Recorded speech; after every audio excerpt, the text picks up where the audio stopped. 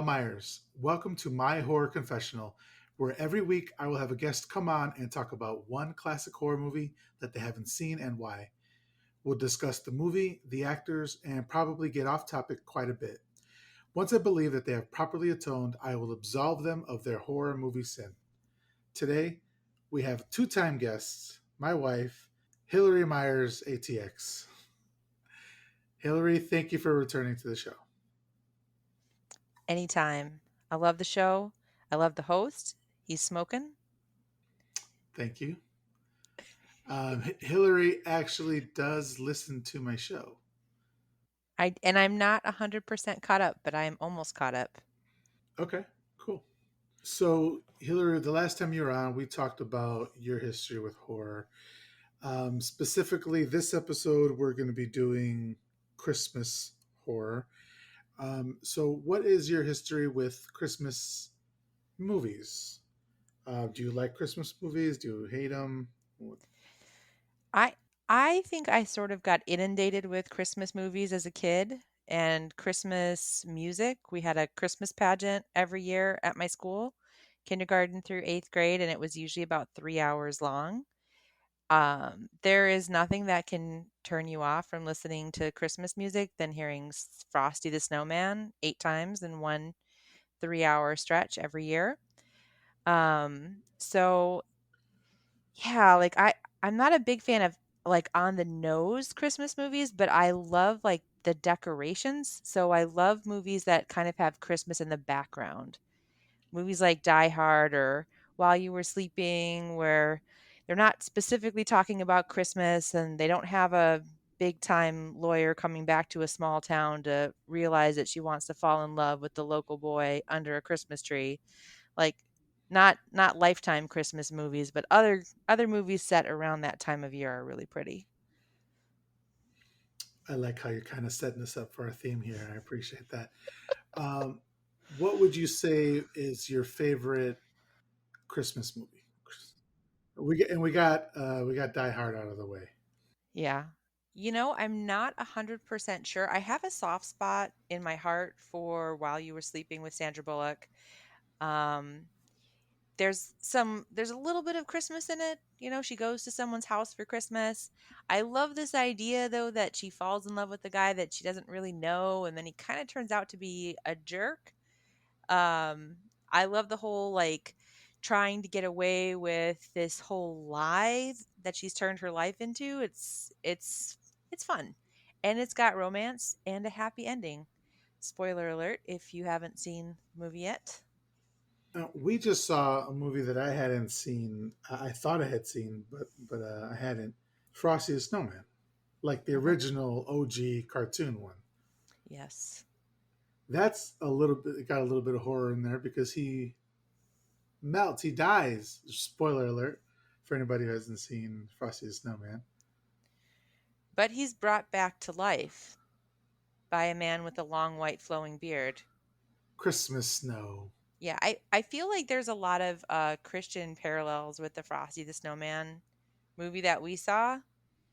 Um, he comes down to earth, but he's not like 100% human, but he can walk and talk and he has a heart of gold. And then eventually he sacrifices his life for a little girl. And then he's brought back to life. Did you know you were watching a Bible story when you saw Frosty the Snowman? Well, now I have to throw that filth away. Not in my house. So we're doing a little bit something a little bit different. Well, I'm on a tight deadline here. I have less than a couple hours to turn this episode around. So whereas normally I would sit here and chit chat with my guest, but we have watched some Christmas horror movies together. We saw Black Christmas. Have you seen Black Christmas with me? I don't know. Um I remember some very vivid. What's the Krampus one that we saw together? So I know we've seen some Christmas movies together that are horror, but I don't remember Black Christmas. I'm gonna have to look it up and see if maybe I do remember it.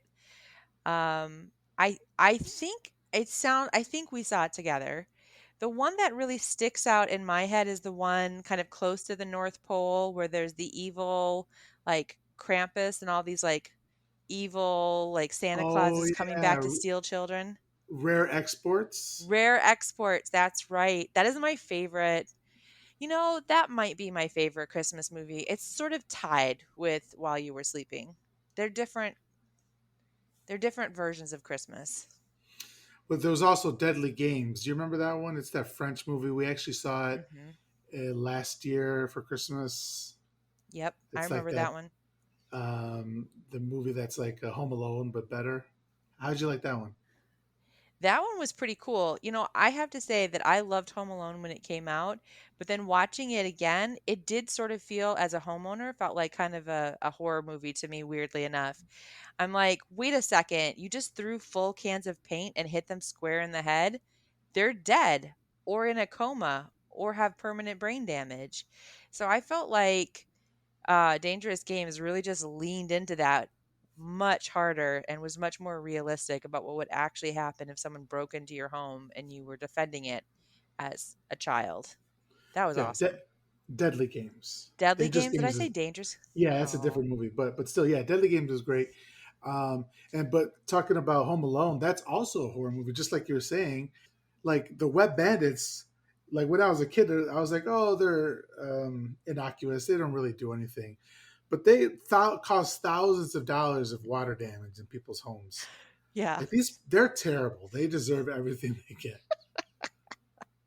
Leaving people's taps running during Christmas when it's like in Chicago when it's so cold and something's going to freeze. Yeah, if you take only one thing from this episode, just know that the Wet Bandits were fucking terrible people and they deserve what they got.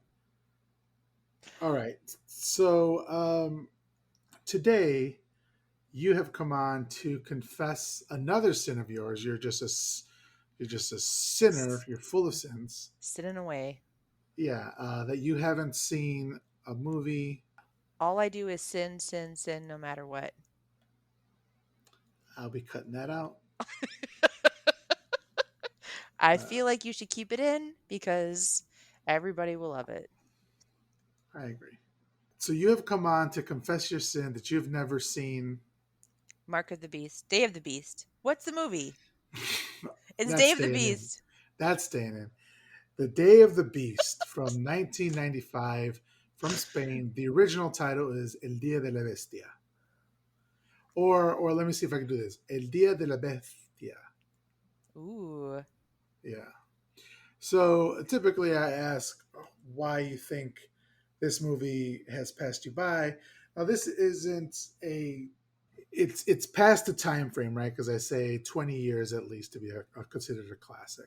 This is made in 1995, but it's not a classic in that everybody's seen it. I think it's an underground kind of cult classic. Hmm. And Shutter just Shutter just put it on their streaming service. And also, I know you don't know who this is, or maybe you do, but Joe Bob Briggs, who's a horror host, just had an episode, or is going to be having an episode pretty soon. So I think there's going to be some more love shown to this movie. So I'm glad that you picked it. Why? So I why want did you pick this movie? I'm sorry. Go ahead. What were we going to say? First of all, I want to answer the question that you weren't going to ask me. The reason I haven't seen this movie is because of you. You are my gateway drug into horror films in general. I feel like an underground cult classic from España um, would be right up your alley. So I blame you for not having seen it yet. That, that's fair. But why but why I picked it, I two big reasons. Number one, I did a study abroad in Madrid, actually, which is the city where this movie takes place. And I loved Madrid, but it is also in the way that I think old European cities are kind of beautiful, but also kind of creepy. It is both of those things. You know, it has this old architecture and it's cool, but it also looks like there might be ghosts in there. There are all these little crevices and dark places and the electricity's not quite up to date. And so I loved Madrid for me just had so much like character as a city. It just felt like its own living, breathing character. So I loved that. And then secondly, I have always thought that religious horror films, I've always felt that there's this really dark side to religion in general.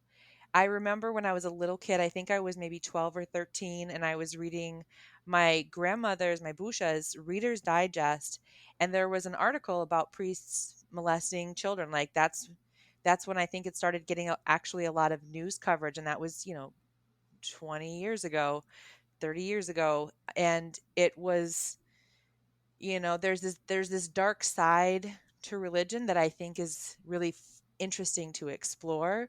The fanaticism of it, this idea that you're going to hell, the Bible itself, as you have to take it quite seriously, but then you start reading it and it's got all this crazy junk in it and you're like, "Oh my god, some of this stuff is insane." I think that it's hard to do a religious movie as horror very well because people take it so seriously because it's so sacred to so many folks, but I think there's so much more that you can get out of a religious horror film that we haven't even tapped yet. Yeah, that's great because I actually, spoiler alert, really loved this movie, and I loved it because while it is a Christmas movie, 100%, and it is a horror movie, they don't they don't hit you over the head with it. It's hard to say.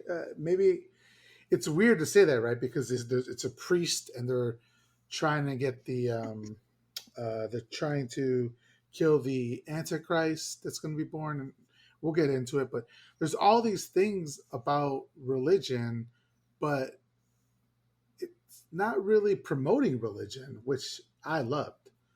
Mhm. It's more like the ridiculousness of religion that's kind of under fire here, and I kind of like that. Yeah, I completely agree. I love this undercurrent kind of running throughout the movie of, is this guy going to save the world or is he on drugs? Is he on hard drugs somehow, accidentally maybe, so he doesn't even know he's on drugs? And if he's on drugs, he's doing some really terrible things. Um, so Yeah, I was it's wondering if you caught some of that, so I'm glad you brought that up, and I definitely wanted to talk about that later. yep. Okay, so let's get started talking about El Día de la Bestia. Um, so right off the bat, some of the resources that I used for today's episode, obviously Wikipedia, obviously IMDb, take1cinema.net, SpanishFilmReviewClub.com, and leastworstoption.com. So, directed by Alex de la Iglesia, and also written by him and, okay, look at this one, Jorge Gue- Guerica Chevaria. Guerica Chevaria. It's a bit of an ensemble cast, but really there's three main actors in here, and that's Father Angel Beriatua, played by Alex Angulo. There's Cavan, played by Armando de Raza, and there's Jose Maria, played by Santiago Segura. Now, Mm. right off the bat, the writer, both writers are kind of clever here, but also kind of throughout the film, they're very clever. There's a lot of stuff that has to go with Spanish society and politics that I've obviously, as an American citizen, I don't understand. So that stuff is going to fly over my head. But then there's other stuff like this, like naming the father Angel, right? And then also naming one of there's the three main characters, so they're the three wise men, and then the best friend be named Jose Maria, like get it, Joseph Ave. and Mary. Oh, I thought it was like an Ave Maria reference. That makes more sense. Yeah, Yeah, I feel like they were really trying to go for a Holy Trinity sort of vibe here, a holy Father, Son, and Holy Ghost. But honestly, these three main actors together, all movie long, it for me it was channeling The Hangover. That's what it felt like. It felt like a buddy flick where everything goes horribly wrong, and I am down for it. Yeah, it's this movie. While being horror, it's also got a lot of comedic elements to it. It's definitely a dark comedy slash horror. Um, but El Dia de la Bestia can't be easily classified, as I was saying, in one specific genre. It's got comedy, drama, tragedy, and horror. They're all blended masterfully. In fact, in a retrospective review for Daily Grindhouse, reviewer Johnny Donaldson wrote, "The Day of the Beast may not exactly be a traditional Christmas movie, even by the standards of the horror genre, but it's a perfect one for those who want to thumb their noses at the Christ part of Christmas," which I think he said it perfectly. And it's a warmly affectionate comic take on the horror genre, utilizing the black vein of Spanish comedy known as Esperanto. Now, Esperanto denotes a literary style in Spanish literature that uses distorted descriptions of reality in order to criticize society. Leading themes include death, the grotesque, and the reduction of human beings to objects. The style is marked by bitter irony. So the movie starts and we hear church bells. Father Angel or Angel Beriatua, also known as Cura, so interjectably it'll either be Father, Angel, or Cura. I think Cura means is like slang for priest. I may be making that up, but we'll see. So Father Angel Beriatua, he's a priest and a professor of theology who has spent his career trying to decode St. John's predictions of the apocalypse. And he confesses to another priest that he intends to commit all the evil he can. The other priest is shocked until Angel whispers his reasoning. After the other priest agrees to help him, a large cross falls and crushes him, killing him instantly. I wasn't expecting this so early on. I thought this was No. great. What did you think when you saw this? I loved it so much. I have in my notes, love the senior priest dying right away. Love is capitalized and underlined. Yeah, Um, so that was my initial response. Like, it's awesome that they just like flattened him. It's like, nope, you're not going anywhere. But it's funny because after I watched it, I was thinking back on it, and the initial take I got was that the priest was getting up to help him. But then I thought, what if he was getting up because thought to himself, oh no, my good friend, this priest, has gone crazy and I need to get him help? Because I feel like there's a lot of people throughout the film that think he's crazy and want to get him help. And I'm wondering if this was just the first of those people. I see. But he literally asks the other man, "Father, can we bear this cross?" And the father says, "Yes. If we stay united, we'll manage it." Then they walk separately, and the cross falls on him. So it's very funny but tragic. Also, if he had just stayed together, like they I just said, it Is would it have been tragic hilarious. though? Because it just seems funny to me. Like, I loved it. Yeah, I think there should be more murdering a priest humor in movies in general. definitely. There's a definite lack of that in society. The father also says it's possible that their enemy, Satan, heard the. Well, obviously, he says it before he was killed, but the father says it's possible that their enemy, Satan, heard their conversation. So this will come back later in the movie. So fade to black. Then we hear some great heavy metal music, and the father gets off of a bus. Angel goes into downtown Madrid, committing various sins and crimes such as taking money from a homeless man and telling a dying man to go to hell before stealing his wallet and replacing the family picture with one of Satan. We get the very, very nice title card, El Dia de la Bestia, with the devil's form casting a shadow that forms a cross, which I really liked. When he tells the man who was in an accident, who's lying on the hood of his car, he's been ejected through the windshield, and the look on the face of the the dying man when the priest comes up, and he's like so happy because he's going to be able to say his final, what's it called, Last rites. the last rites. Um, and when the priest says go to hell and steals his wallet, you already know you're watching a different kind of movie. Hmm. I don't know. I I love the energy already. that so the crimes that he perpetuates, for me, some of them seemed really silly and some of them seemed really harsh. And the dying man and telling him to go to hell, that one seemed really harsh. Like I felt that in my like I was like, "Oh my god, that's so mean." And I think it's because a lot of the other stuff he was doing was almost like nuisance crime. Like he stole some change out of, somebody's hat who was begging for change. In the grand scheme of things, that's not not nearly the same. Pushing somebody over and then telling somebody to go to hell who is probably dying. It's like, whoa, we went from 0 to 60 really fast. Yeah, that's the thing. Like this priest has lived his whole life, for a quote unquote God. So it's funny how he doesn't know how to. Well, not that he doesn't know how to sin, but he doesn't know how to regulate it. Like this is new to him, which I think is hilarious. I did want to know what he was listening to on his Walkman, though. Did you want to know what was on his Walkman? Yeah, because that comes back a little bit later, or just a scene or two. But he's like he knows nothing of heavy metal music, and so everything he knows he gets from like TV.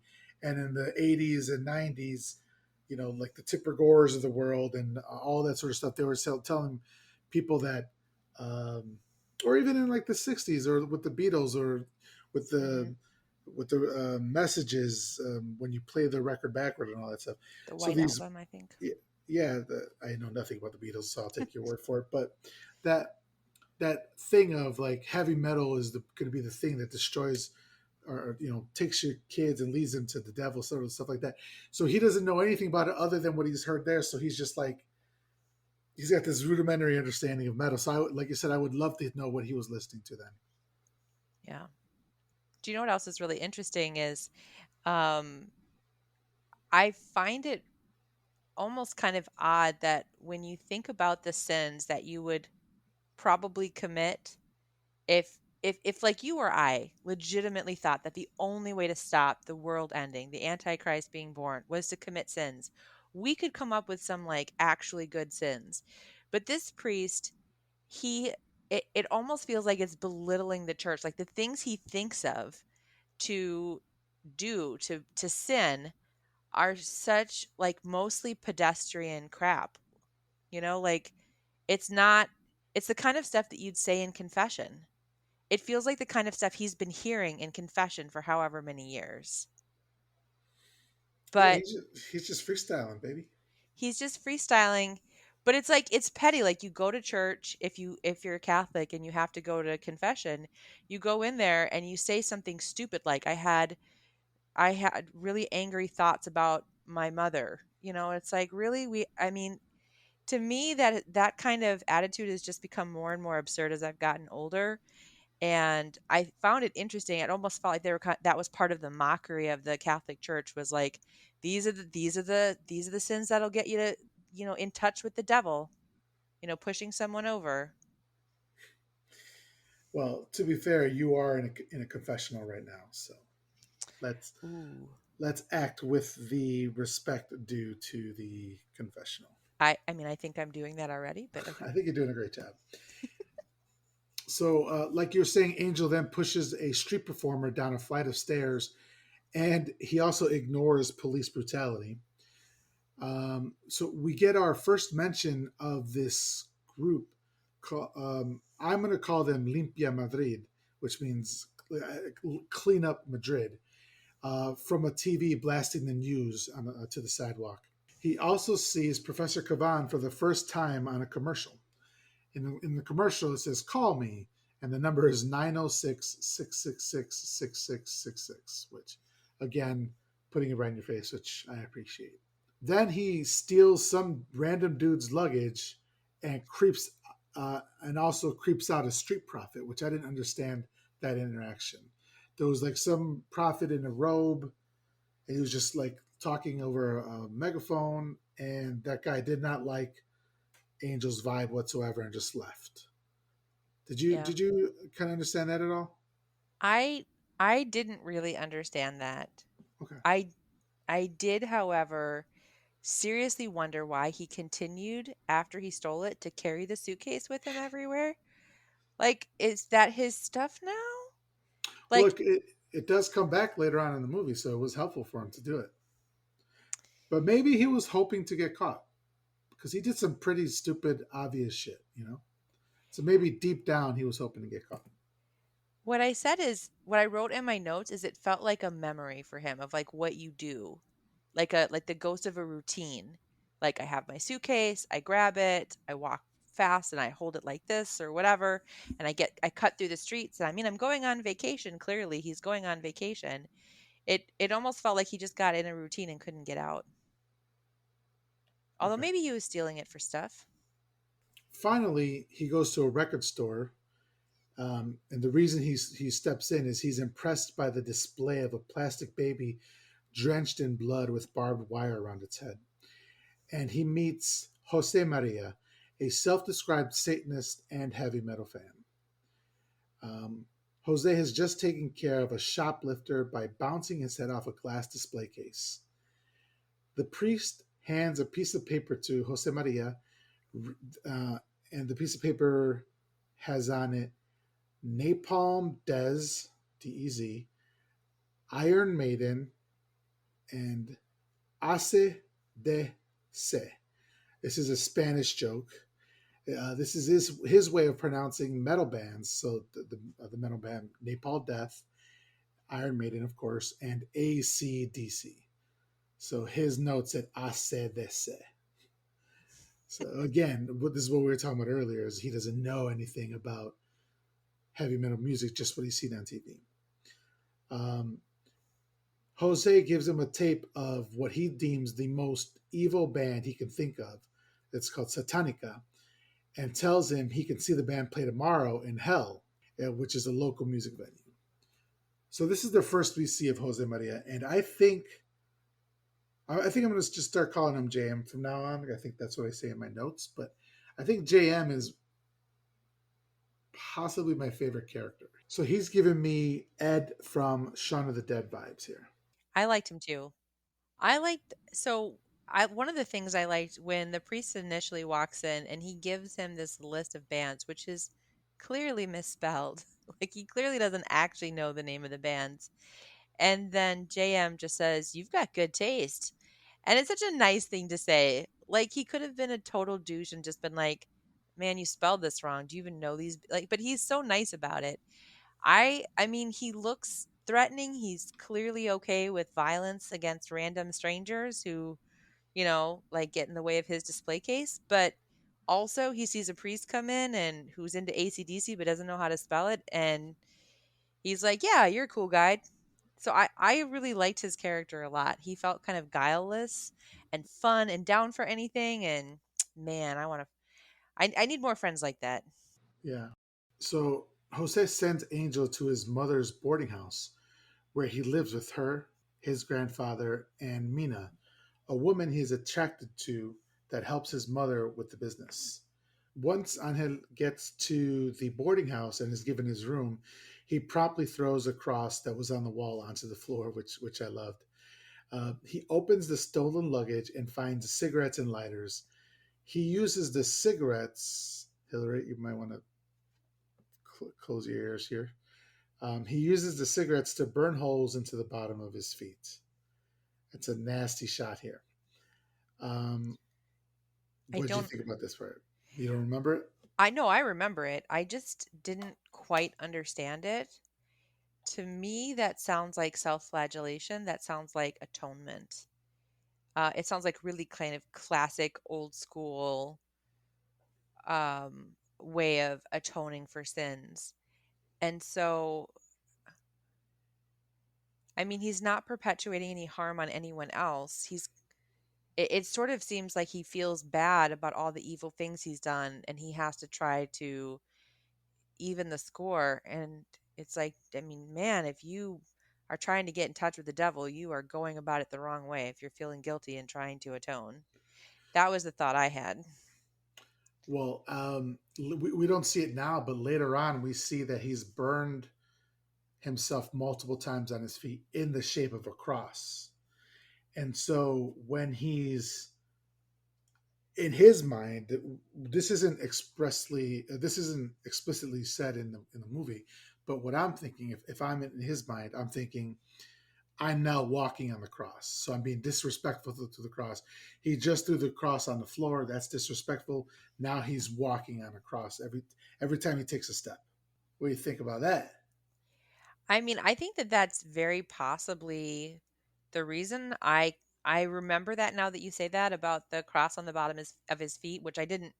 I know we don't see it in that scene, but we do see it eventually. It feels like it's still counterproductive though. Like it's still going to hurt him. He has Yeah, burns on the bottom of his feet. It's still like maybe that was his intent, but it still feels like a sneaky way to atone. yeah. So then we meet Jose Maria's mom, who's a nasty, racist piece of work. She complains about taking in Angel until Mina tells her how much he paid in advance. Later, Angel is attempting to steal a book.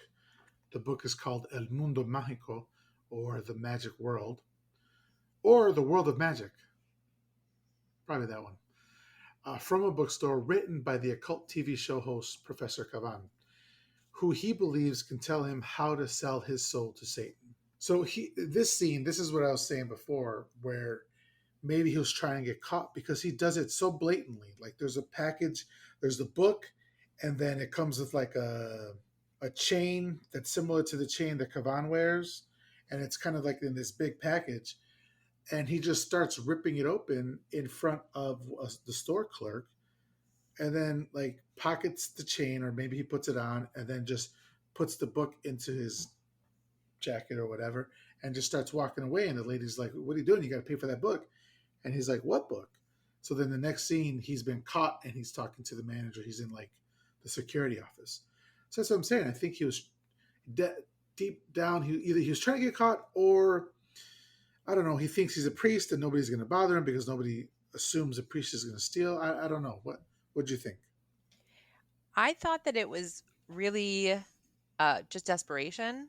That's how I read it, which was that at some point he decided to deny that he even knew the book was in his possession to try to get away with it, to try to get away without paying. Maybe that was him, trying to commit additional sins, or maybe it was him just not having money. I mean, he's a priest. They don't make a lot of money. They usually give him the room and board. So maybe he just didn't have any cash on him to pay for the book and he needed to get out of there. But I thought that the act of just ripping it open was more like, "Oh my god, somebody gets what I need to do, and they're gonna actually give me some assistance. I need this right now." And it was just such an intense, like, quick instinctual reaction that he couldn't hold himself back. That's how I saw it. So after being caught, he tries to explain to the store manager his theory. When we finally get to know what he's doing, he says a secret code in the Bible says a secret code that he deciphered that was in the Bible says that the Antichrist will be born at midnight on Christmas Eve, which is today. And he intends to sell his soul to the devil before the night is out to get into the birth ceremony and kill the Antichrist. I love that store manager, by the way. That store manager, like, honestly, my favorite side character. He's my favorite side character. Yeah, because he kind of has a conversation with Angel. He doesn't say you're fucking crazy right off the bat. Like he listens to him, he lets him talk, and then after hearing him, he like turns to or he goes outside to talk to his secretary to tell her to call the Was it the was like a mental health like institute or something, or was it the police? I can't remember. Yeah, it was like a mental health institute, Mm. And so when he turns back to go into his office, um, Angel hits the manager with an iron that was on his desk, and then fucking bounces. It seems like, and this is awesome because it you're watching the store manager basically placate him. He's talking about, Angel is talking about this theory he has. And as watchers of the movie, we probably think that there's a chance that he's right about this apocalyptic message. He's the quote unquote hero of the story. So he might very well be correct and he's doing the right thing. But to an onlooker, it's going to look crazy, and yet the store manager just sounds so like, "Oh, really? Is that what's going to happen?" Like he sounds really empathetic, and the rapidity with which Angel gets up, finds the iron, something to hit him with, and then hits, like he's not gone that long to talk to his secretary. He says like two sentences. So I think to myself, Angel knew that he wasn't being taken seriously. He got the iron almost immediately after that store manager got up. Otherwise, the timing for me doesn't quite work out. I think that that's what happened. So he knew that this guy's messing with me and he's not taking me seriously, even though I thought the store manager was doing a pretty good job of pretending. Yeah, I think so too. I think he did a good job. So in the parking lot, he does Angel does the most foul shit a human being can do, and keys a bunch of cars and keys a bunch of random cars. I remember that this was big in the '90s, keying cars, and I think it's kind of fallen out of fashion, which I appreciated. But did they have this problem at all in Wisconsin? No, Okay, it was just not something. I mean, maybe Carrie Underwood, wherever she grew up, maybe, oh, but nice, not in very my nice. town. I remember, yeah, growing up in Chicago, we used to do this, unfortunately, a lot, and not to the extent he does it. Like he just pulls his keys out and does it to like three or four cars. It's just like, oh man, I can feel the pain. So, but again, this is like the childish sins. Like he's thinking on the he's thinking on the micro level. He needs to get on the macro level. Like he needs to be like a billionaire and just like not care about people or not let your workers leave your factory when there's a tornado coming through, that sort of shit. Hmm. Um, so So I actually wrote that down. I said, is there a line between something being a sin and just bad behavior? Is keying a car a sin? And again, what I kind of go back to is like the Ten Commandments, the Golden Rule, that kind of stuff. Where does it say that you cannot make someone's personal property slightly less pretty, even though it is still perfectly functional and usable? well, now we're debating theology. Oh, yeah. So, I mean, that just seems like he's just being a jerk. He's like, this. I'm almost wondering if he's just having fun. He's like, you know what? I hate these cars. I've always wanted to key one. I'm going to do it now. It's my chance. I like to think that that was part of it. He was so excited to do all these bad things. Yeah, I wonder if it has anything to do with like as a priest, you're supposed to be taking a vow of poverty, and maybe he can't afford a car, and he's like, okay, can afford a car my whole life. Now I can do this. So back at the hostel, we see the priest reading the book that he just stole, and this is where we pan down and we see the soles of his feet, which show a cross shape made up of the cigarette burns. JM's mom introduces herself to Angel and remarks that her son is an artist. When JM says "fuck off," she elbows the shit out of him, and he falls backwards. So right now we know that she's like a an older lady who takes no shit from anybody. Hmm. But is also a huge fan of her son's work. It's such a weird scene to me where she's like, violently assaulting her son so that she can sing his praises to a stranger who will probably never be able to do anything to forward his career. Like, as a priest, he's got to be like one of the last people. Yeah, I think it's one of those like when moms get in a competition with other moms, so whose son is the best, and so they just start lying or making up shit. I think that's just sort of like a pride thing with her. Not so much pride in her son, more as pride in herself. Um, but I forgot to describe Jose Maria or JM. He's what you would think of as a typical heavy metal fan. He's got the long, dark hair. He's got the tattoos. He even shows that he has a Satanica tattoo on his shoulder or his arm.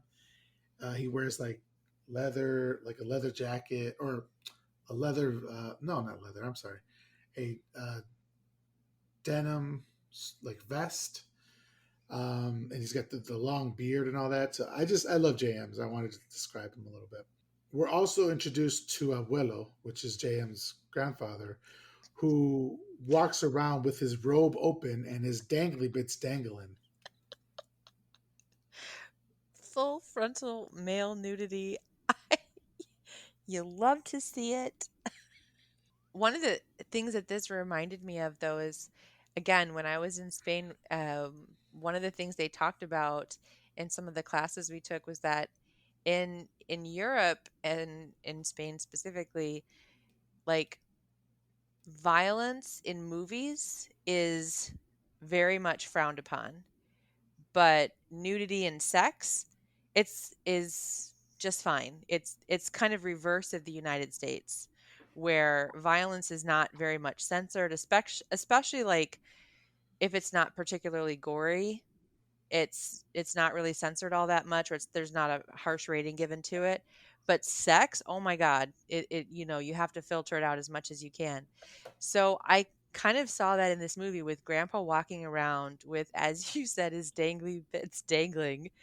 But like all the violent scenes, like there isn't actually a lot of blood in anything that happens. You don't see a lot of gore. You don't see a lot of, viscera or anything really gross. But you do see a lot of old man penis and balls, like more than I ever wanted to see. Well, remember Rare Exports? That movie There was was, just old man dick and balls. yeah, that's so true. Thank you for reminding me. And they were dirtier, come to think of it. So it was dirty dick and balls for old men, and they were really old. All right, you win. I would like to move on now. Okay. So Angel asks JM if he's a Satanist and if he knows how to invoke Satan. JM says yes to the first and no to the other. Angel tells him about the apocalypse and the Antichrist being born.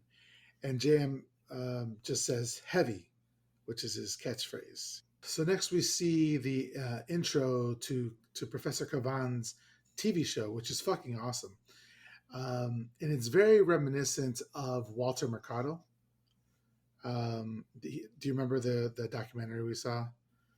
He was the Hispanic guy who had a TV show like on Telemundo or whatever, and he said "con mucho amor." Do you remember that? Yeah, but that was he was very loving, and he was a Right, nice guy. right. And I grew up with him my whole life, so I'm saying if he was the light version, then Cavan was like the dark version of that. Mhm. Yeah, That over the uh, top, like bigger, larger than life kind of thing. yeah, yeah. I wrote down, is Professor Cavan basically a Jerry Springer type? Yeah, like Jerry Springer, with more occult shit going on. Mhm. I also found it interesting, and I think this actually happened earlier, but there was one segment that we saw where he was telling someone's fortune. They were calling in over the phone, and he was basically like fortune telling for them. And you know how they say that fortune tellers generally always give you good news?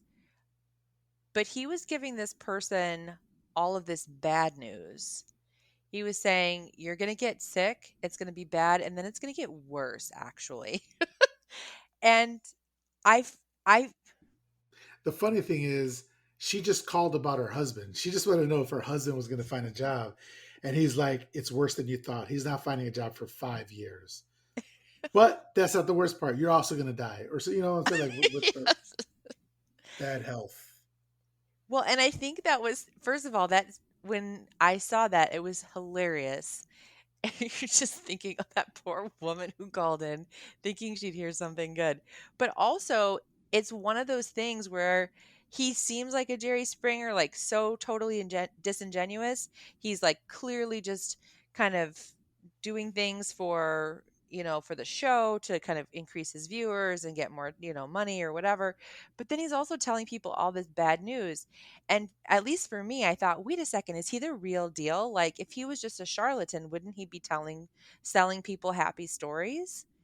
But for me, anyways, it made it harder because I wasn't 100% sure if he was a total, you know, if he was completely fake or if there was something real about his connection to the occult. Well, I think he's a misanthrope. So and we come to find out that he actually doesn't believe any of this shit. Like he comes to believe it later on, but as of right now, the character that we have just been introduced to does not believe in any of this shit. So it makes it even worse because that lady called in for good news, and he completely shits on her, even though he knows or he believes it to be bullshit, right? So like he could, if he's making it up, like you're saying, he could have made up good shit, but he made up bad shit, which just Hmm. goes to show you what kind of character we have. That's the way I saw it. He's a negative Nancy. He's a negative Nancy indeed. Yeah. So the episode in question of I'm sorry, the episode that we're seeing of his show is about a boy that he apparently exorcised a demon from. Um, thought this was funny. This is also reminiscent, or for me, like of watching um, like the old TV shows in like the Spanish language TV shows that my mom used to watch, and it was the most like sensationalistic bullshit. And this would Hmm. be like right along the same lines, you know. So it was like it brought me back to my childhood. So meanwhile, Angel and Jose decide to team up to kidnap Cavan. While following him home, Cavan goes into a store where the workers have been murdered, and again, the Limpia Madrid has been graffitied everywhere, and he was completely oblivious. So either he was oblivious or he didn't care. Again, I don't know. What was your take on that? I wrote down the same question. I think I said, yeah, did he not see the bodies? But I feel like he puts the change. I feel like he went right by somebody who was very clearly dead and splattered across the display case that he was reaching into to get a drink, if I Mm-hmm. remember this correctly, or maybe the one next to the place where he's getting a drink. And so I feel like he saw. That's my thing. I think he sees the stuff that's going on with Olympia Madrid. He knows and he doesn't care. Again, this reminds me again of Shaun of the Dead, because there's a Shaun of the Dead scene in which he does the same thing. He walks into a convenience store and is completely oblivious to the death around him. So I know that this movie came out almost a decade before Shaun of the Dead, so I could see where some influences were there for sure. And also, again, with this Limpia Madrid thing, this is the macro that he should be doing as opposed to the micro that he is doing. Like macro, Limpia Madrid is this organization that like is murdering people and just doing bad things all around the city, and he's you know tipping people over the stairs. And so I think again he's oblivious to that as well, because it's right in front of his eyes. He should be connecting with them, and he doesn't even think about it until later. Mhm. No, I think that's absolutely true. The Olympia Madrid thing I found really interesting. It seemed like it was mostly aimed at homeless people, so I was a little surprised that it happened at that convenience store. Was that a racism issue? I really don't know. Again, the politics of the society, Yeah. the Spanish society, I don't know. So if it was it's lost on me, and I don't particularly remember what the race was of the customers and workers at the store. So it very well could be. I wouldn't put anything past this terrible group, the Limpia Madrid people. So they follow Cavan back to his apartment, and Angel talks his way into his house, and then they knock him out and tie him up and make him tell them how to complete a ritual in which Angel can sell his soul to the devil. And there's a little bit of light torture here as well. Just a little bit. Yeah. And I was going to say that Jose has the enthusiasm of a puppy and the attention span of a 2 year old. He goes around Kavan's apartment and just like pointing things out on the wall, like pieces of art that he really likes, and then like dropping them or dropping vases all around. And Kavan's like, "Come on, dude, what the fuck are you doing?" But Yeah. that's just JM being JM. It's like he doesn't realize the seriousness of it. It feels like there's this maybe there's an oblivious is there an oblivious theme, where Kavan doesn't even care or doesn't see these dead bodies, and JM is like in the middle of a basically a kidnapping. Like they're holding Kavan against his will and then they're torturing him and he's totally like he doesn't recognize the seriousness of it. Or maybe he again doesn't really care. Right, that's true. Um, so uh, the director himself has pointed out Angel and JM are somehow based on Cervantes' anti-hero Don Quixote and his good-natured sidekick Sancho Panza. I have never read Don Quixote. Have you? No. I mean, I've read I know what it's about, but I have never read it. Okay. Cavan is a so-called expert on Satanism and hosts a show called La Zona Oscura, which means the dark zone, a bottom-of-the-barrel festival of possessions, exorcisms, telepathy, and general charlatanism. Cavan's show and nationality are part of the director Alex de la Iglesia's barbed commentary on Italian investment in Spain's private television channels. There's a large photo of Silvio Berlusconi, who was a former prime minister of Italy, um, that is glimpsed in the television studio. And it's a commentary on the quality of their output. But criticism of trashy television in general is a recurring theme in De La Iglesia's films. So, as a cynic to his core, Cavan doesn't believe the nonsense he spouts on air and regards the gullibility of his audience with disdain. So he is hardly open-minded when Angel turns up and wants and tells him that he wants to do this ritual to call upon the devil and to call upon the devil and avert the apocalypse. Cavan says that the ritual requires a pentagon to be drawn on the floor. He also requires a special knife, a goblet, hosts, which is the quote unquote body of Christ that they give away in communion. He says he needs some magic mushrooms and the blood of a virgin. So they're able to get pretty much everything. For the magic mushrooms, they're going to be instead using LSD or acid. Is that the same thing? I think that's the same thing. You're asking the wrong person. Okay. Well, I know nothing about the drugs that you're speaking of, Miguel. okay, good. Me neither. But JM happens to have whatever drug it is that they need. Um, but what they don't have is virgin blood.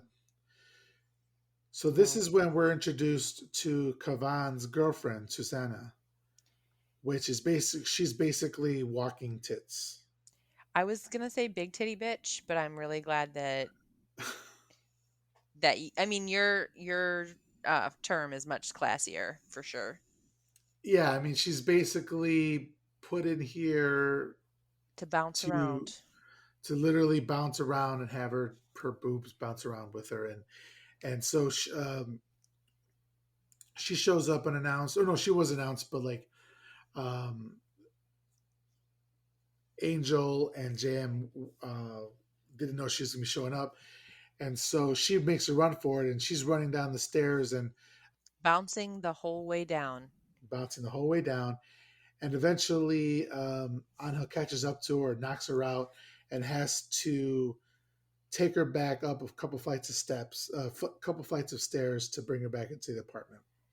But he brings her back to the apartment, and he's getting ready to take her blood. But Kavan stops him and says she's not a virgin. And Anna says, "Are you sure?" And Kavan gives him the stare, like, "Yeah, dude, I'm sure she's not a virgin."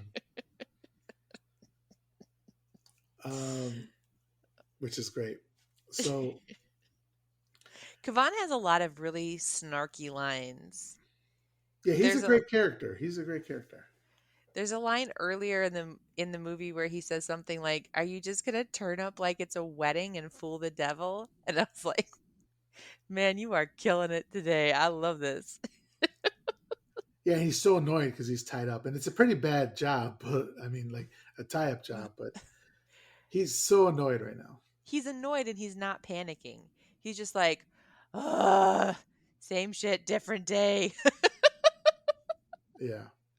So then Angel tells JM to hold the fort down to draw the pentagram on the ground. He's gonna go find some virgin blood.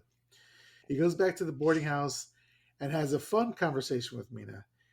He asks her straight up if she's a virgin. When she says yes, he asks for her blood. He says just a little bit. And to show her how much he needs, he demonstrates with the fucking jar. He's like, just this much. And she screams because that's a lot of fucking blood to need, you know?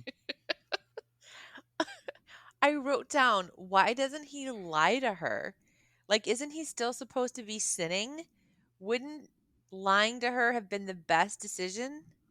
Like, he was gonna knock her out, right? Yeah, he's completely panicking. And this is what I was going to say. He decides to drug her, which is an absolutely terrible. So this is one of the things where we're talking about the sins that he's committing. This one is atrocious, right? Yeah, this is one of the worst ones. Yeah, he uses the drugs that he took, their sleeping pills, from that suitcase that he stole earlier. So that comes back around, and he dumps all the medicine from the pills and puts that into the coffee that she's having with him. And so when they're running around and she draws a knife to keep him away from her after he asks for her blood, finally, she's already drank the coffee, so she passes out due to being drugged. And so he starts dragging her back to his room, but uh, somebody calls, and that wakens James' mom, and she goes to pick it up. She's calling for Mina, and she's so annoyed that Mina isn't answering, and so she goes to answer the phone herself. Angel takes Mina into the bathroom with him, and James' mom is like knocking on the door, like, "What are you doing in there?" And he's like, "Oh, I just using the washroom, whatever." And she says, "With the lights off?" And so he turns the lights on. That's when he sees that Grandpa's in there with him, taking a shit. Totally naked yet again. Yeah, More naked grandpa. yeah, it's great. He's the grandpa's just like looking at him like, "What, dude? What the fuck?" But didn't say anything. Didn't even cough. Yeah, didn't say anything.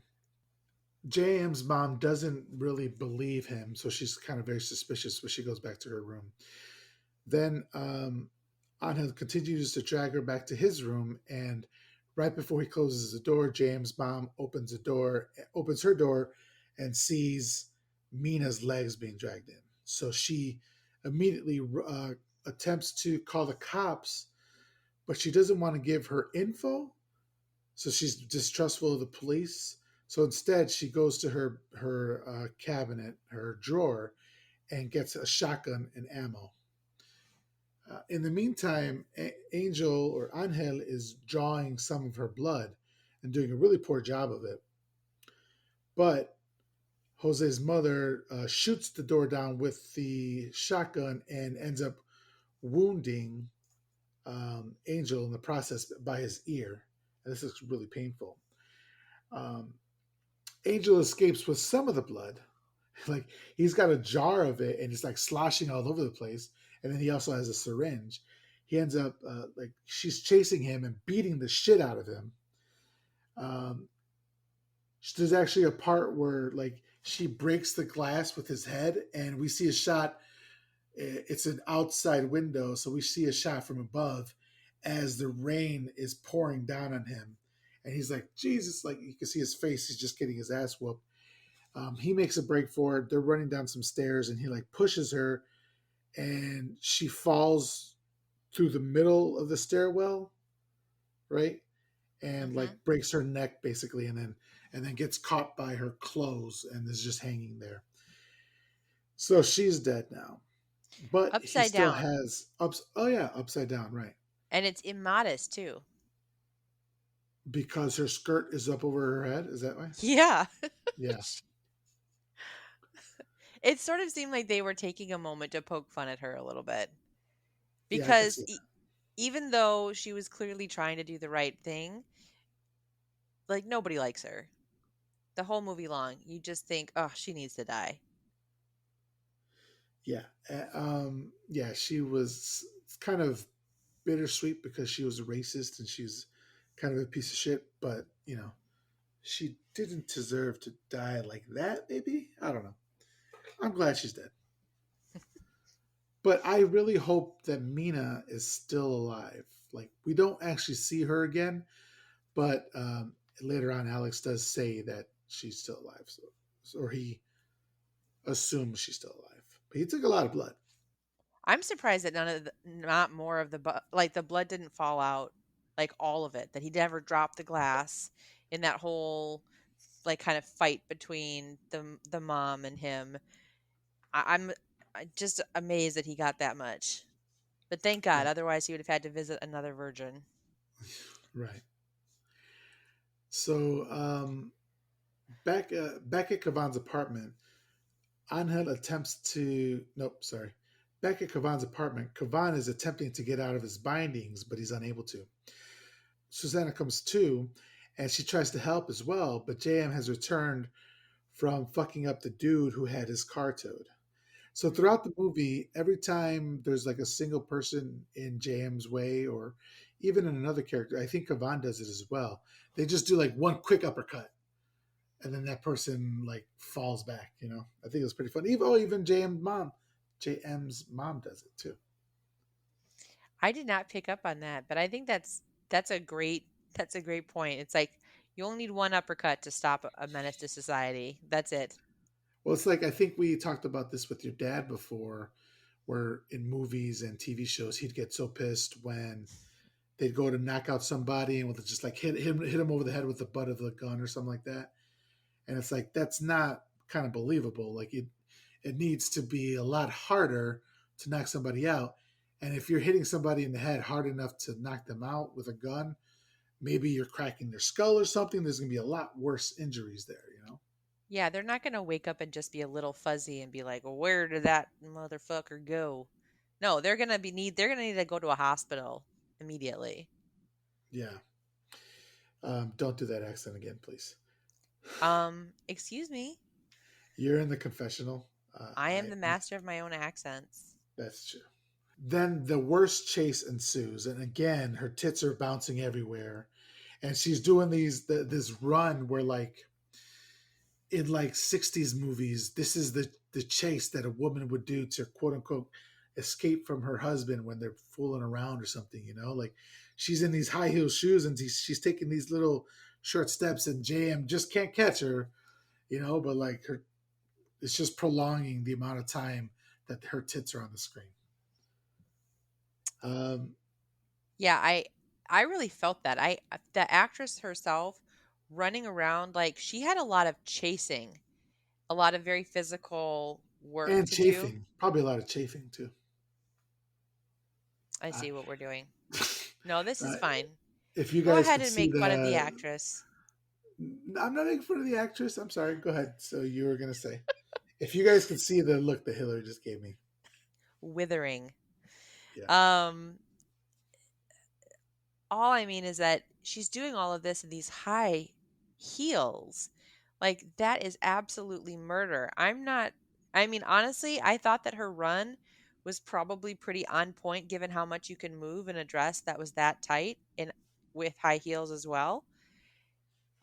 It's still, I mean, obviously they did that for a reason to make that, ridiculous run jog thing that she was doing part of the movie. But I've got to say, hats off to that actress for doing the job that she did in high heels and a tight dress and still like giving it 1,000%. Oh, yeah. I agree.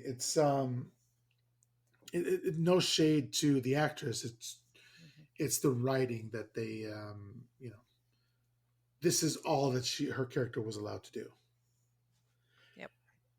So um, finally, the father, or I'm sorry, finally, Anha returns with the shotgun as she's about to open the door to leave, and he points the gun at her and forces her to go back inside. Um, so then they start to prepare the ritual. They each eat the host, which is dipped in the virgin blood along with the acid, um, and then they're standing inside of the pentagram. This is really nasty. Like they just ate it like nothing. They literally just dipped the bread in this lady's blood and just ate it like nothing, Yeah. It along was, with that acid. and they all three of them ate it too, which I thought was kind of interesting. Like Kavan did it too. Right. And at this point, I'm starting to think, I feel like he's either like just decided to commit and go along for the ride, or maybe he's starting to wonder if they've got a point. I think he's got a shotgun pointed at his head, so he's gonna swallow whatever the hell they tell him to swallow. Anything At they the, tell him to swallow? anything. So Angel wants to put on the heavy metal music he got earlier from JN, but Kavan is adamant it's not necessary, and so Kavan puts the tape back in his pocket. But JM corrects him and says, "It's not heavy metal; it's death metal. It's not the same thing," which I loved. I just thought it was hilarious. Kavan says, "Do whatever you want," but Angel bows to Kavan's knowledge and goes on with it. So he then reads out loud the pact with the devil, which I am going to do right now for my audience. My Okay. lord, You might be in a pact with the devil at the end, though. I just want to mention that to you. that's fine by me. Okay. Um, my lord and master Satan, I recognize you as my God, um, lowercase God, because if there's this God, there's multiple gods. Let me start over. Satan's already mad at me. My lord and master Satan, I recognize you as my God and promise to serve you. I now renounce Jesus Christ. Well, I renounced him a long time ago, but I'll renounce him again for you. I promise to adore you every day, to do all the evil I can, and to draw as many as I can to do evil. I surrender to you my body, my soul, and my life, dedicated to you forever with no intention of repentance. Let me say it again. Dedicated to you forever with no intention of repentance. Angel then signs the pact with his blood. So, are you familiar with the concept of cursed films, cursed movies? Nope. So, there's like movies that had bad things, that the horror movies that were about bad things, that had people either die while being made or afterwards. So, a good example of that is Poltergeist. Yeah. Um, the little girl in Poltergeist, she ended up passing away after I think the second movie or something like that. Um, and then also like there's a lot of circumstances around The Exorcist where people died and stuff like that. Well, nobody's talking about the Day of the Beast because Angel, the character, makes this pact with the devil, but the actual real life actor, Alex Angulo, he died just a couple years back, or probably like a decade ago. So about 10 years after the movie was no, about 20 years after the movie was made, he died in a car accident. Is that So so is there a connection there? I don't know. wasn't he but he was already kind of old though, wasn't he? Well, he died of a car accident. He didn't die of natural causes. I mean,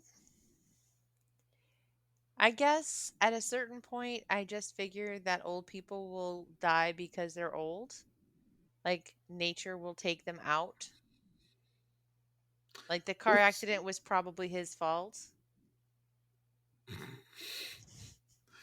wow, hot takes by Hilary Myers ATx here.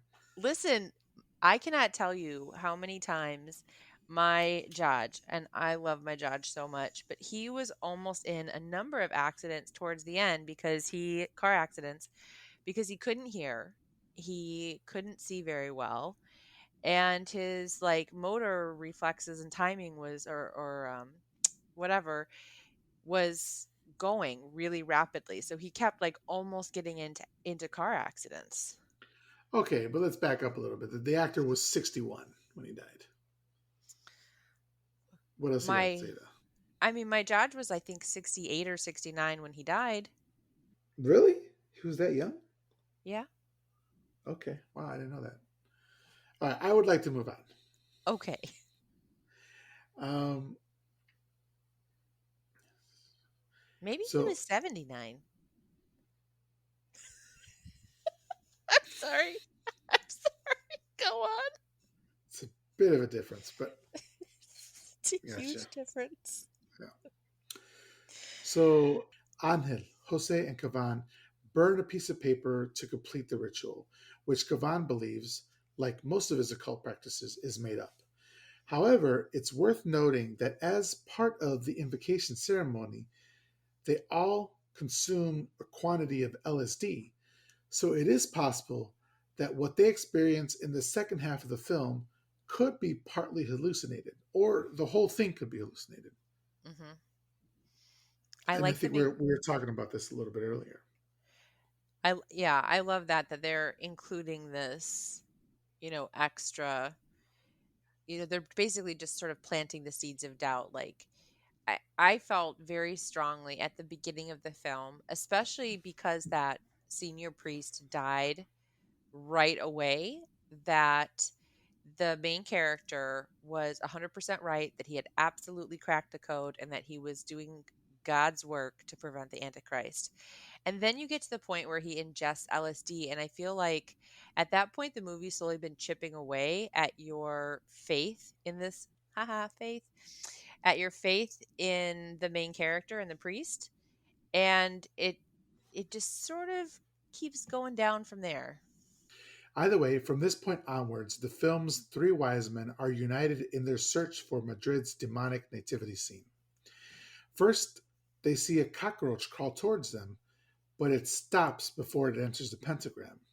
This is where Kavan first raises an eyebrow, like, "Oh, what's happening here?" Next, Black Phillip appears in the room. Shout out to Half Black Phillip, which you'll get that later. I Um, get that now. I okay. also shout out to Half Black Philip. Hello, Philip. Well, Half Black Phillip. She appears in the room and stands on its hind legs in front of Angel, bares its teeth, and then disappears.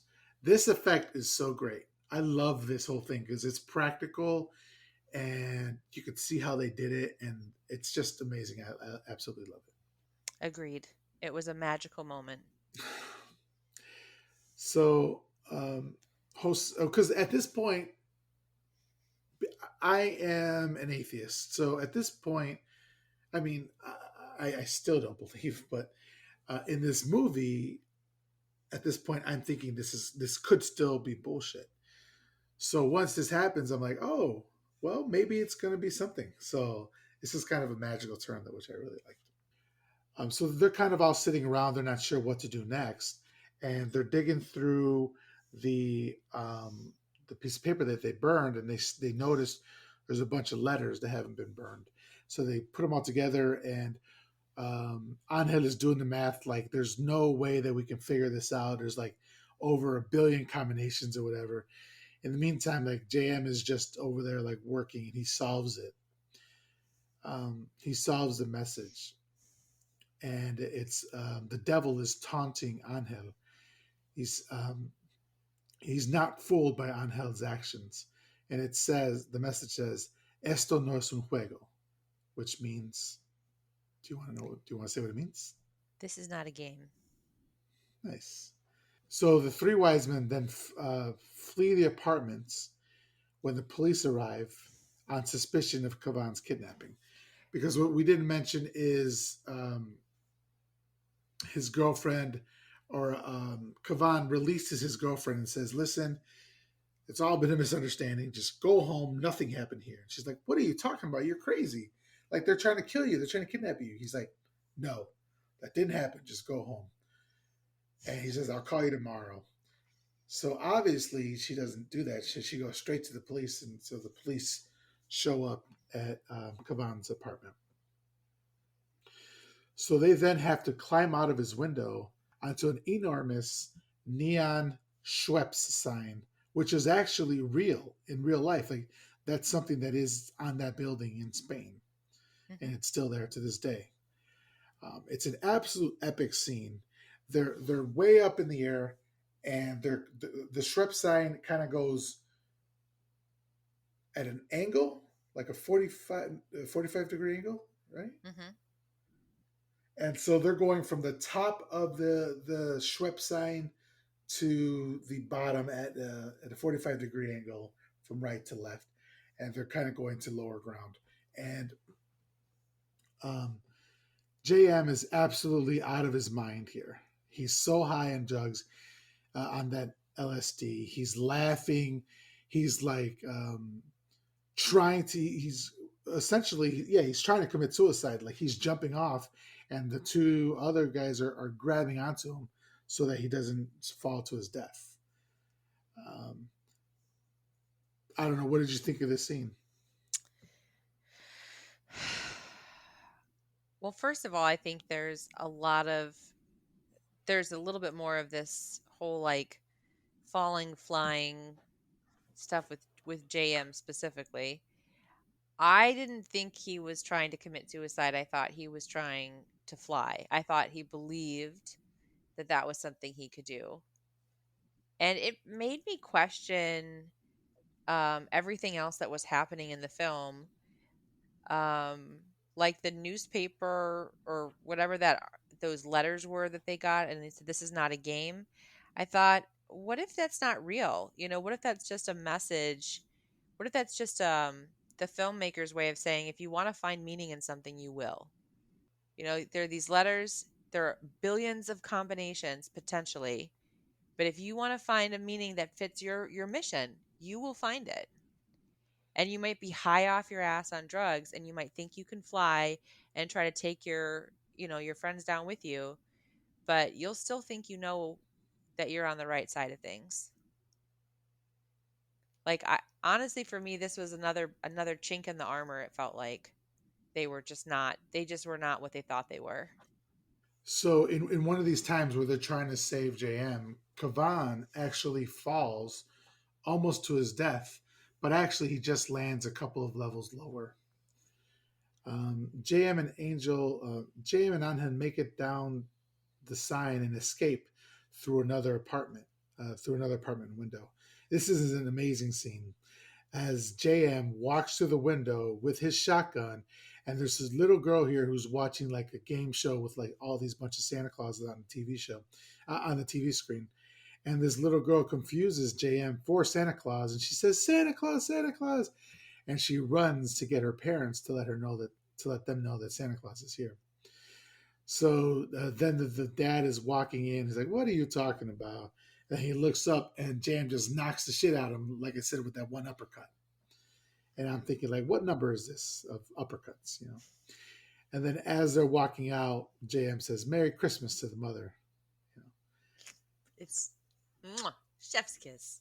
beautiful. Well, and what I wrote is I think that's the same store manager. I think that somehow this guy is having the worst motherfucking day of his life. He's gotten clocked twice. Like I'm not sure because the scene went too fast and I couldn't really tell, but it to me it looked like the same store manager guy. Oh man, that would have been great if that's actually what happened.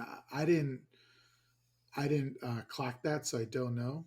I don't know if it was. It doesn't have a picture, so all right. But that'd be cool if it was. Let's just say it is. It's canon now. All right. so so finally they're able to escape the building as the firefighters get on the long ladder that's on the top of the van or on top of their truck, and they rescue Kavan. Kavan then goes back to his network and says they're going on the air tonight. Right now, they're doing a show on Satanists, and he needs to know where they congregate in Madrid. And here he's this is like where they see what an asshole he is, like how he treats his like workers. He's yelling at them, he's slapping them, and all that sort of stuff. So meanwhile, Angel and JM frantically look around town for a sign to point them in the right direction.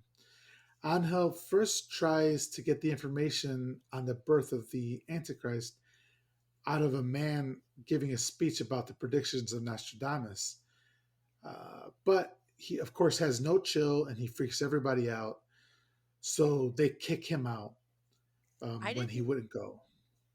I didn't get this at all. It sort of felt like because it was a talk, the way that I interpreted this happening is he's looking frantically for signs that the Antichrist is going to be born in we like where is it going to be born? Um and something about finding out that this is a speech on or a discussion about Nostradamus, it's like, well, it's about Nostradamus, so this must be where the Antichrist is going to be born. It felt like Nostradamus was some sort of triggering factor. Yeah, I didn't quite get this either. I do know that earlier in the movie, when he was standing outside of the record shop, somebody handed him a dude handed him a pamphlet, and this was the organization that was on that pamphlet. So I know that's the connection there, but as far as the connection to Nostradamus and all that, I don't get it either. Yeah. He's grasping for straws here. It feels like. So anyway, they call security and they're grabbing Angel to kick him out, but JM uses the shotgun as a distraction to get them out of there. And I This, I wrote down how many times can you fire a shotgun without reloading? yeah, I said that later on because he keeps like he just keeps licking off shots like he has a banana clip on the shotgun or something. It's crazy. But this results in a chase in which um, Angel goes up onto a stage to kind of escape the security, and on that stage are the three wise men, like literally, like they're putting on a play or something like that as the three wise men, and then JM shoots the shotgun again, and then the security guards shoot at Angel, but they instead kill the three wise men that were on the stage. I mean, they are So really upping their game as far as sinning goes. how so? Well, they just they're Who's they? they the priest and JM like they're clearly acting as a team at this point. Yeah. And I mean, those wise men, they're that blood is on Angel's hands for sure. Really, I didn't put it like that, but I guess you could say that. Yeah, it's on his hands. So then they use the distraction of the three wise men being shot to make an escape. Um, as they're entering another building, Jam once again punches another random dude. They then steal a car and they catch up to the Nostradamus dude and threaten to kill him if he doesn't tell them where the birth will take place. The guy has no idea what Anna is talking about. He says he doesn't know, so they let him go. Um, Angel then admits to JM that his mother is dead and that he had a role in it. JM forgives him very quickly, might Very I add. quickly. Yeah, he says like "fuck her" or something like that. I don't remember exactly, but he's happy that Mina is safe and also that she's a virgin. You got to have your priorities. Like, there's a lot of information being thrown at you. Yeah, it's a weird relationship he had with his mom. So JM tells Angel to stay here. He's gonna go steal a car. While he's waiting, Angel witnesses a brutal attack on an unhoused individual by the group Limpia Madrid. They appear to be. This is the first time we see them. I believe this is the first time we see them in action. No. No, okay, We see them but kill a homeless person a little earlier, I think. okay. So they appear to be preppy assholes. They have like they're dressed up in like a sweater around their neck, sort of attire. Hmm. Um, they then go about setting the man on fire, and then they run away like the cowards they are. The man is flailing, trying to trying to set the fire out, put the fire out, but he falls in front of Anhel. So he's frozen with an action in action. But finally, he rolls the man over in an attempt to put the fire out. And when he does, he sees that the man is wearing a Satanica shirt. Taking the hint, Angel goes to Hell, the music venue, to see Satanica play. While there, he asks the bouncers if they're Satanists. And they say, "No, man, get away from me. You go ask the bartenders if when the Satanists are going to play." They don't understand what he's asking for. And then he accosts a pregnant woman who's just vibing to the music. So after he does that, people stop him and like beat the ever living shit out of him. And it's kind of like set to the music, which is great. Like some of the punches are going to the music, which I thought was fun. I wrote down lots of very loud punching. Yeah, yeah. And so they take him to the bathroom and they break a urinal with his head. So he is just a mess. He's an absolute mess. Yeah. Um, so JM looks for him where he left him. He couldn't find him, but he eventually finds him at a club hell or in hell, Hmm. and he carries him to the stolen car. Meanwhile, Kavan goes on television and asks Angel to call him, telling him that he's realized that Angel was right and he knows where the birth of the Antichrist will be. Kavan says he needs to talk. So JM sees that this is happening and he calls Kavan's show and is put into Kavan. And so they're talking. And finally, he puts Angel on the line. And in order to let Angel know that he's with him, because Angel suspects that he's working with the police, Kavan warns his viewers that the end of the world is nigh. And he tells him that he knows where the birth will take place. But the call is cut because they don't have another quarter or a dime or whatever they call it in Spain. So the call is cut short before they can tell him where they are. Back in the days of payphones. Back in the day for payphone, exactly. So Kavan finds Satanica's tape in his pocket that he had from earlier, and he realizes that they're a club hell. And so he goes there, and he doesn't see them. The club is shut down, but not too far away, he comes across JM and Angel trying to break into a car and doing a really poor job of it. And this is like a really funny scene. He just like stops short in front of them, doesn't even look at them, and is just like, "Get in the car, let's go." And they jump into the car. At this point, I wrote down Because we're the three best friends that anyone could have. We're the three best friends that anyone could have. We're Keep the going. three There it best goes. friends that anyone could have, and we're always gonna hang out together. I so channeled the hangover. That scene where he reminds me of who's that dreamy guy that I like that was in Silver Linings Playbook? That was in Hangover with the blue Uh, eyes. yeah, I'm not answering that question. Bradley Bradley Cooper. Cooper. You just Yeah, did answer the question. yeah. Okay, he's giving me Bradley Cooper vibes. That like so over it, kind of a jerk, but he's got the nice things and yeah, that's what I'm getting from him. Okay, writing that down for later. So Kavan drives them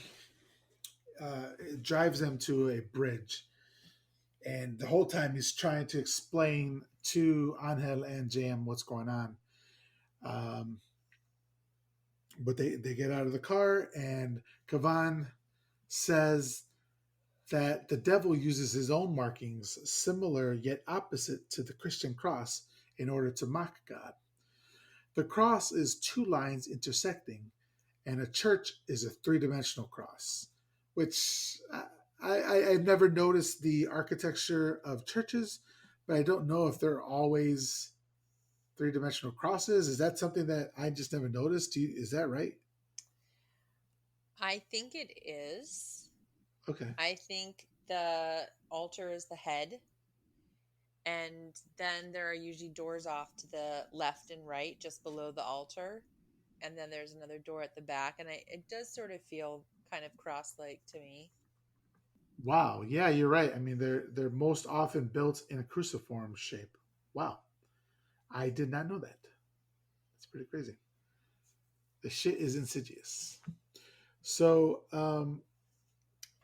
so he says a church is a three-dimensional cross, and so he says the devil's mark is two lines angled towards each other, and points them towards a building in the same shape of the devil's mark. So then there's this beautiful shot of Angel in front of the building, and also as all three of them are approaching this building. It's this great sweeping shot of like Angel from below him as he's looking up to these beautiful buildings. And actually, these leaning skyscrapers are real, and they're the Keo Towers. Their Mm-hmm. construction started in 1989, and the opening was in 1996. At the time of the movie, they were still unfinished, which is why, hence their appearance as like a derelict structure. As they enter the building, they hear a baby crying. They walk up to some unhoused individuals that are covered in cardboard, and this is where the sound is coming from. They're huddled by a fire for warmth. Suddenly, the three men are attacked by the gang that has holed up there and has been seen throughout the film murdering the unhoused and spray painting Limpia Madrid everywhere. They open fire on Jam and Angel, but they escape to the top floor. But unfortunately, Kavan isn't quite so lucky and is stuck on the bottom floor getting his ass beat by the group.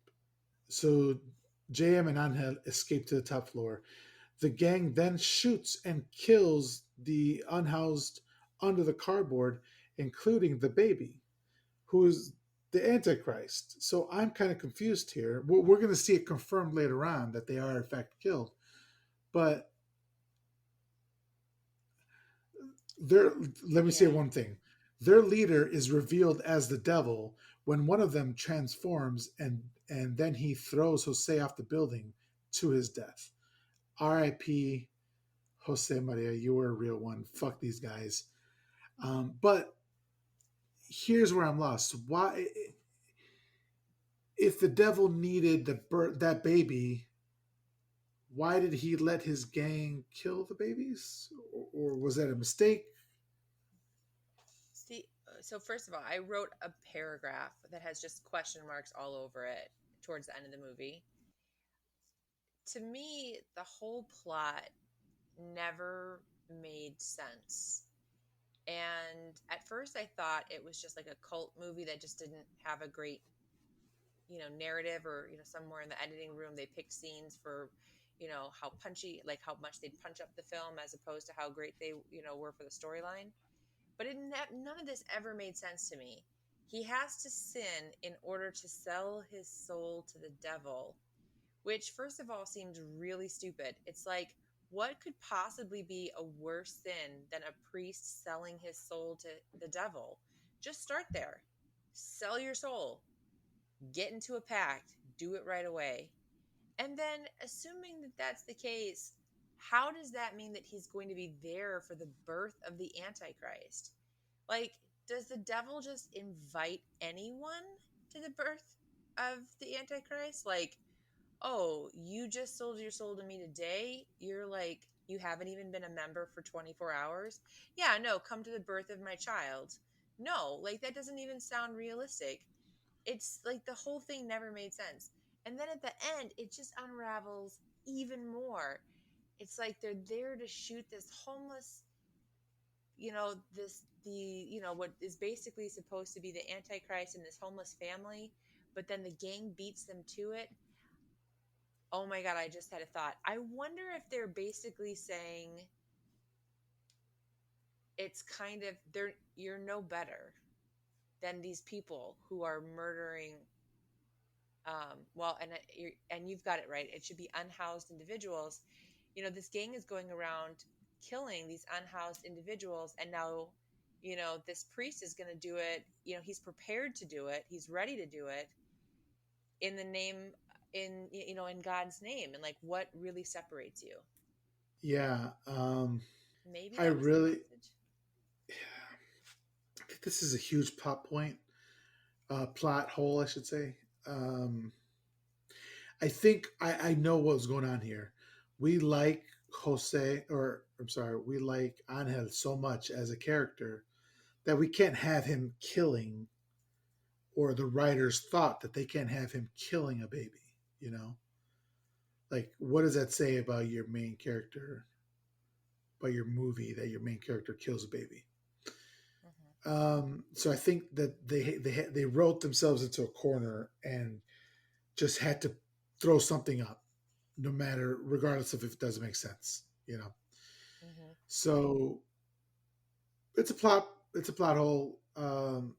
It's unfortunate, but it doesn't take away too much for me. Like I really like this movie a lot, so Hmm. yeah, I just wanted to talk with you about it, see if I missed something, but it doesn't sound like I did. And I even looked it up, like in other places, to see if anybody was talking about it. I couldn't find it. So yeah, it just seems like a plot hole to me, which is unfortunate. Well, I was just gonna say that this whole movie reminds me of the story I read when I was a kid called The Lady and the Tiger. Did you ever read that story? I don't recall. Okay. It was basically a story where at the end, the ending is very unclear and you're not sure what happens, if the main character dies or if they live. And you're sort of asked to make your own judgment about what really happened. And this movie felt very similar to me. It sort of felt like the ending was a mind fuck either way. Either you believe that this priest is crazy and he went to kill the Antichrist, but a gang of like well to do terrorists murdered an innocent family and their baby. Like this, maybe this priest is just like absolutely nuts. And then just an innocent family was murdered, like so many other unhoused individuals were that same night. Or the priest is correct and somehow the bad guys ended up doing the right thing and preventing the birth of the Antichrist, which really doesn't make any sense if we assume that one of the gang is actually the devil, which he kind of transfigures into. Yeah, you know what? Maybe we're overthinking it, and maybe the very idea of, or the fact that they were there kind of threw the plans into disarray. And so the gang kind of like um, panicked and shot at them and ended up killing the baby. That is another great potential explanation for that whole scene. I'm going to choose it to be that, even though I think the way it's edited, it looks like the two have already Angel and and JM have already gone up to the top floor, and Kavan is like on the floor. So the way it edited, it didn't look like that, but I'm going to choose it to make it believe like it was. And so I just wanted to say that the devil looks great. The makeup and all. Like, I love this. Yeah. It's so good. Practical effects again. You love them. You love to see them. So I don't know if you noticed that the a vortex kind of opened up in the sky behind the devil as he was holding up JM. That looked kind of cool as well. Yeah, that was crazy. And then JM starting to laugh like an absolute crazy person. Yeah, that was sad. I really wanted him to survive. The gang beats Kavan badly, pour gasoline on him, and set him on fire. But Angel has gotten hold of a gun and kills the gang and puts out the fire. Angel goes to check on the murdered infant, and he sees that the whole family is dead. Suddenly, we see Satan's shadow cross over Angel, and he turns around and he fires his gun at Satan, who is transformed back into a human gang member and dies from his gunshot wounds. 9 months later, another actor has taken over Kavan's show, and and Is 9 months later is 9 months later like a little clue? Like a pregnancy term? oh yeah, I didn't even notice that. Yeah, I'm going to say yes because this movie is very smartly written. Another actor has taken over Kavan's show, and he's kind of saying, "Oh, we will miss him. Like, he hasn't been seen since that night, and we'll mourn him. But now it's time to move on." And he does this really great thing. He's like, "An applause from my audience," and then so he starts to applause, and the audience applauses for like a quarter of a second or half a second, and then he shuts him off by like crossing his hands over to stop. So Yeah. I love that part. Um, so Angel and Kavan are watching this on a TV, and we see that they've become um, unhoused individuals again, or not again. They have become unhoused individuals as well. We see that Kavan's face is scarred terribly from the fire. Like half of his beard is gone on, I think it's the right side of his face. Uh, Kavan is complaining that they will never be able to tell anyone how they saved the world. And Angel simply misses Jose as he's holding like this little pair of boxing gloves that were from JM's car. They actually contained the acid. But Angel has accepted the events as the duo's fate. Then they kind of walk off into the crowd at they're at this park. And as they're walking off, we see them in the background. They're getting farther away, but in the foreground, there's a fountain, and it's a statue believed to be the only public tribute to Satan in the world. I believe no, the statue is depicting the fallen angel. Hmm. Oddly enough, the statue is 666 meters above sea level. And of course, 666 is considered the number of the beast, referring to Satan. And by So, the way, you're stealing a lot of my trivia. okay, sorry. Is there anything that you wanted to add? Um, there are some additional items, but Go ahead. like I want to show you this piece of paper. It's literally a lot of it is stuff that you said already. I see it. Uh, I believe you. I know you come well prepared. That's why I had to do even more. I know. We're in a we're in a war to see who could be more prepared. The only other thing I saw that I thought was interesting was that supposedly the original story for this movie was written by a different author who wasn't given any credit in that original story. Did you read this? The original Oh no, go ahead. the original story was called La Luz, or The Light, and supposedly the film borrows heavily from that story, but doesn't, they didn't give the author any credit.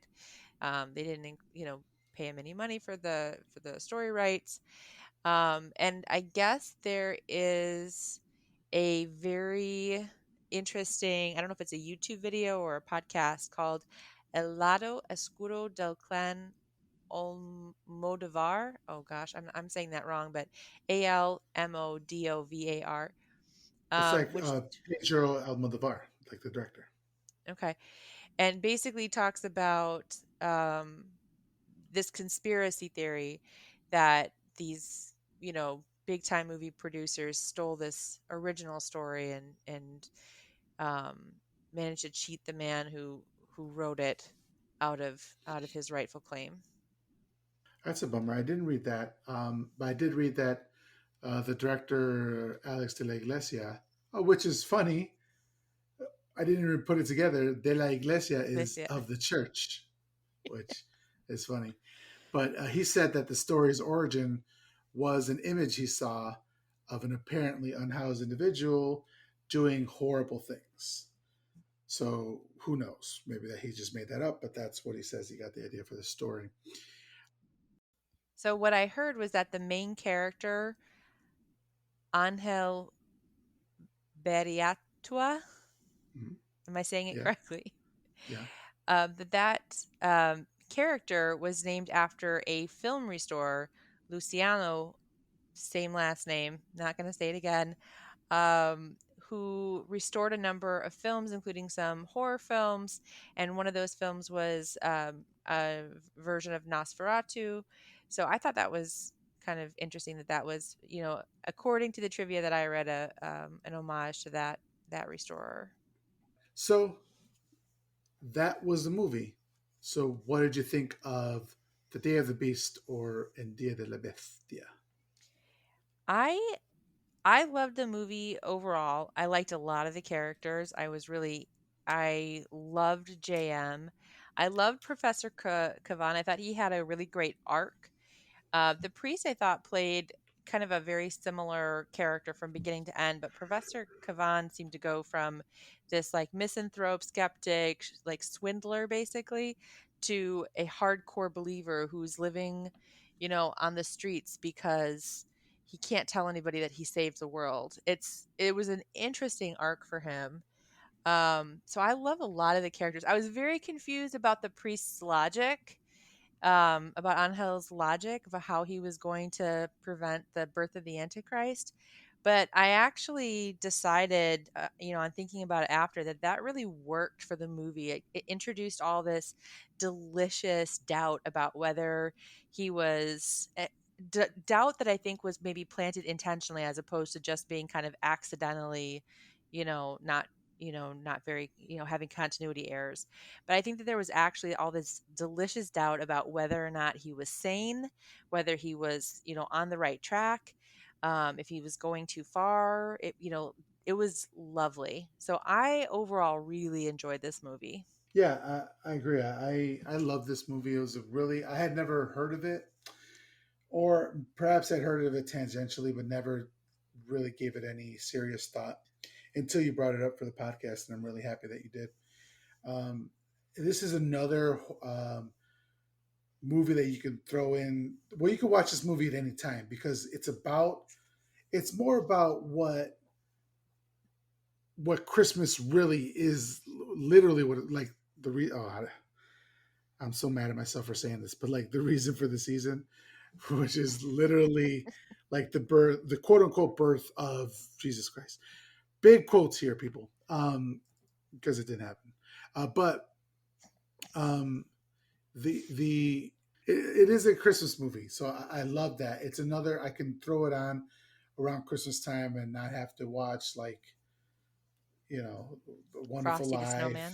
Frosty. I kind of dug Frosty the Snowman. I want to get into those Rankin Bass ones. I never saw them as a kid, but like Miracle on 34th Street and White Christmas and all that bullshit. Like this is a horror movie, and it's also a Christmas movie, which I'm always happy to find a new one of those. So I love this movie. I thought the writing was very smart.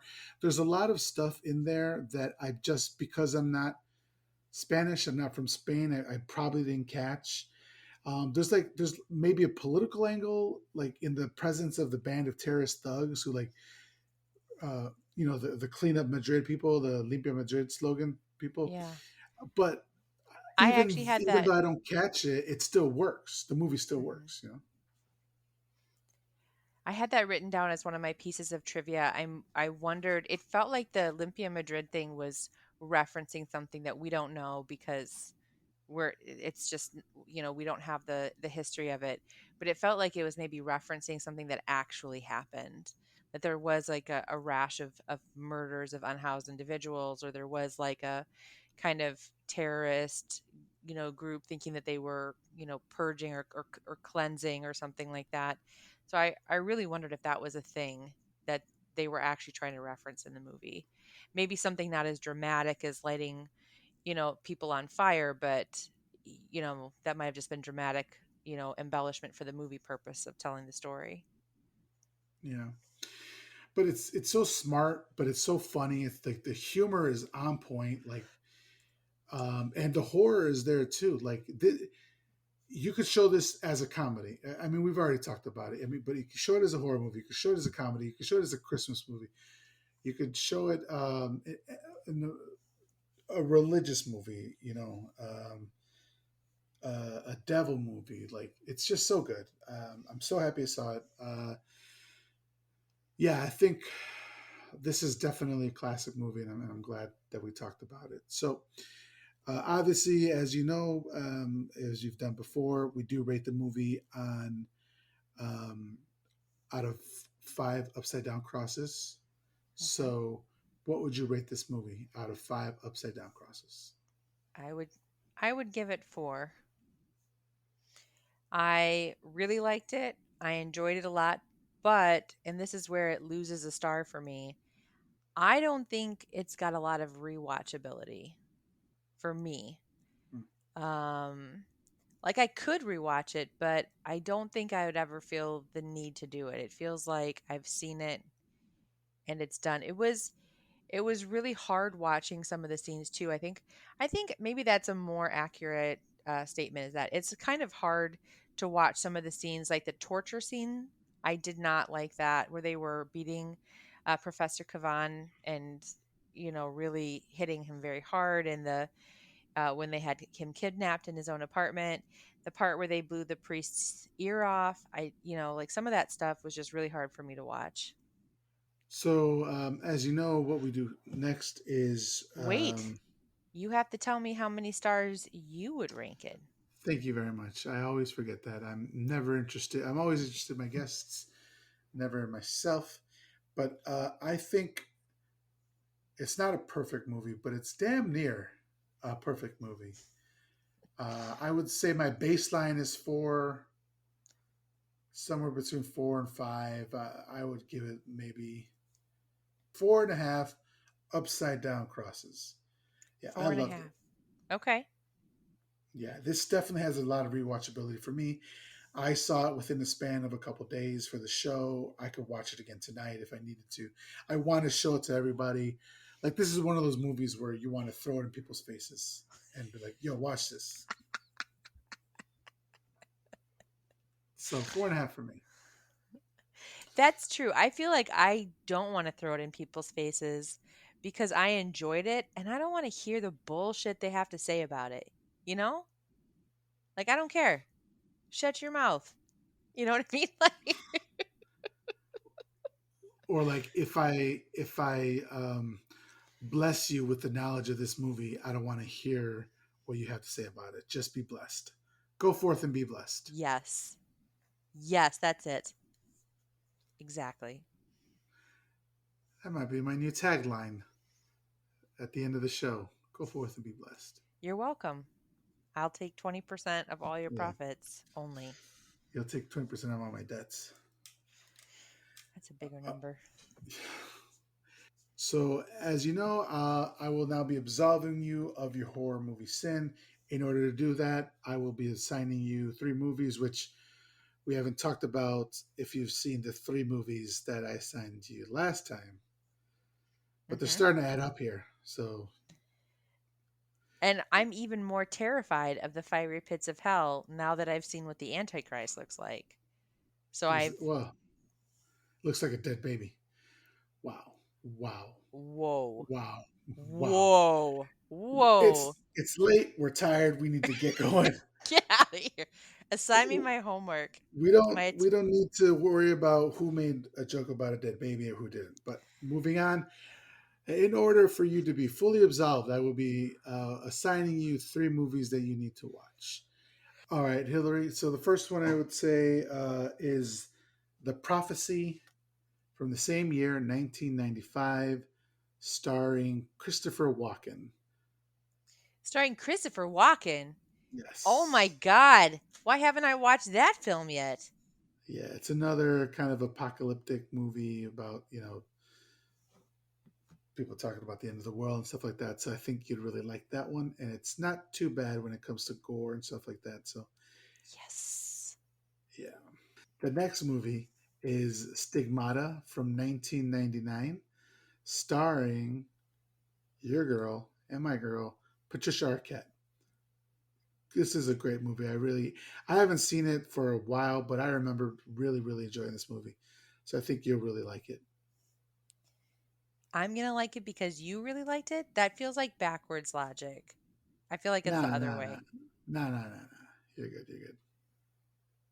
No shot. And the last movie I'll be assigning to you is called Mutant Action, which was actually the director Alex de la Iglesia's first movie, Yep. which came out in 1993. And this is also about terrorists, but this one's about mutant terrorists who kidnap a rich man's daughter. So I think I haven't seen that one either, so I think we should both check that one out. And I really like uh, this movie, so I'm hopeful to see what else the director has in their sleeves, up his sleeves. Yeah, me too. So those are the three movies. All right. Well, I will highly consider watching them and absolving myself of my sins. Now I absolve you. I will put it You on the you need to top of my watch them to-do in order list. to be absolved. I So, am going to seriously consider it. all right, well, Hillary, thank you so much for being on the show again. I really appreciate you. I love you. Thank you. I love you too. So, um, if you'd like to follow the show, you can follow it on Twitter at MHC Pod, like My Horror Confessional Pod. You can follow me on Instagram at My Horror Confessional. If you'd like to email the show, you can email me at myhorrorconfessional@gmail.com. The music was done by Taylor Fox. You can follow her on Instagram at the Taylor Fox. Her band was going to be releasing an album pretty soon. They're called Great Hag. You should follow them on Instagram as well. The artwork was done by my friend Cap Mikey. You can follow him on Instagram at Capin. That's CAPN underscore Mikey MIKEY underscore art. Go forth and be blessed.